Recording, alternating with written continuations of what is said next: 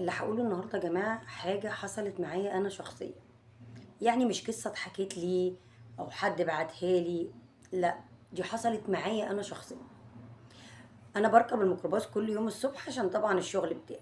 فحصل معايا في الميكروباص موقف غريب مع بنوتة تقريبا كده في رابعة أو خمسة ابتدائي، وكان ليا تصرف ورد فعل على تصرفها اللي هي عملته.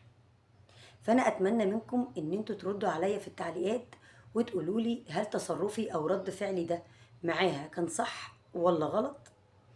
اتمنى ده. ولو لو انتوا حابين تسمعوا القصه خليكم متابعينا للاخر عشان نعرف القصه دي، لانها قصه مهمه جدا جدا جدا. واتمنى كل ام تسمعني وكل بنت تسمعني، لان بجد بجد الموضوع مهم.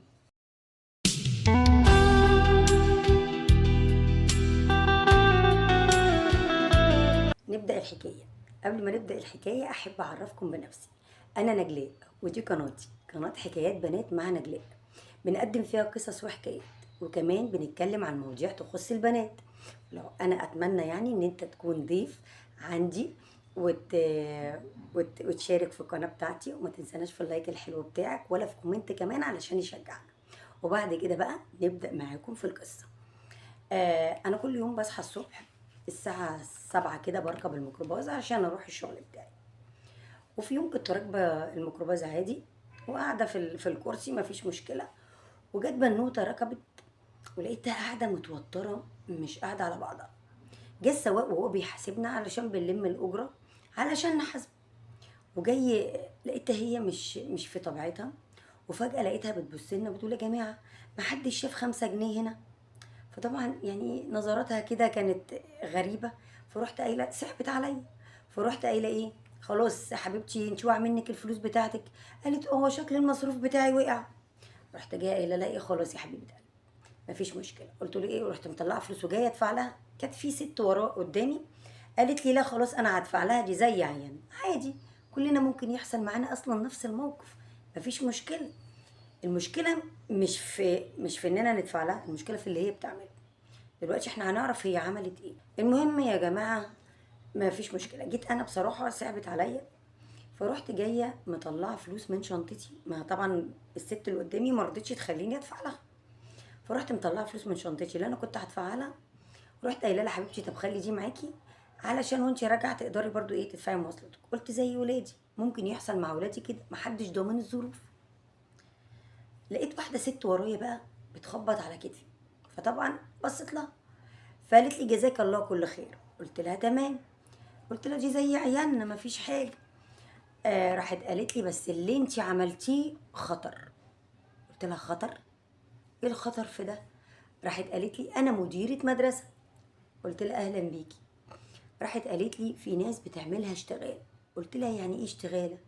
قالت لي يعني في بنات بيشتغلوا كده وبيعملوا كده علشان يلموا فلوس من الناس، او يخلوا الناس يدفعوا لهم الاجره، وزي ما انت عملتي كده ممكن تديها فلوس فتمشي دنيتها وهي راجعه تعمل نفس القصه والكلام ده كله. كلامها ابتدى يعني في ثانيه كده وفي لمح بصر يخش مخي. قلت لها انت معاكي حق حضرتك. عارفه ليه؟ لان البنت وانا بديها الفلوس ما قالتليش حتى شكرا. يعني احنا متعودين دايما لما حد بيعزم علينا بحاجه او يجي يدينا حاجه بنقول له لا شكرا شكرا والله مش مشكله انا وراجعه بتصرف. لا لا دي ما قالتش كده خالص.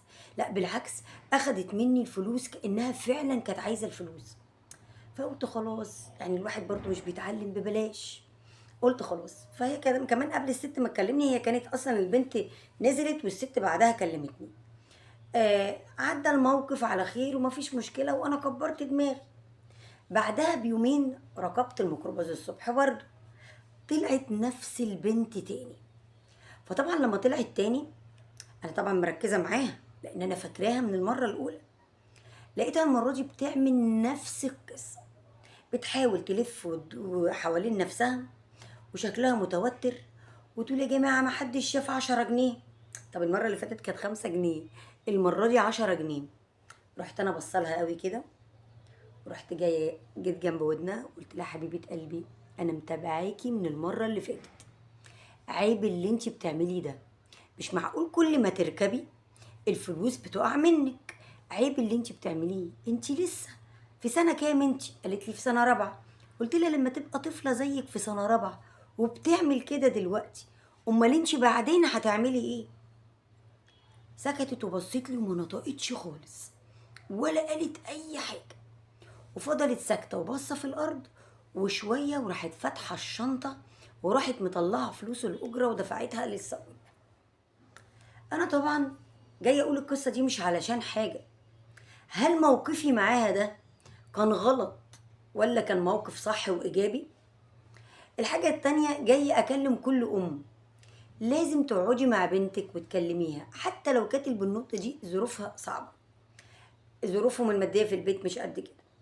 المفروض يعني معلش يعني ما احنا كأمهات ما ينفعش ان احنا نقول لعيالنا لا. ممكن تكون امها محرضاها على الشيء ده وتقول لها اعملي كده خلاص معكيش المواصلات. لا، انت كده في خطر كبير.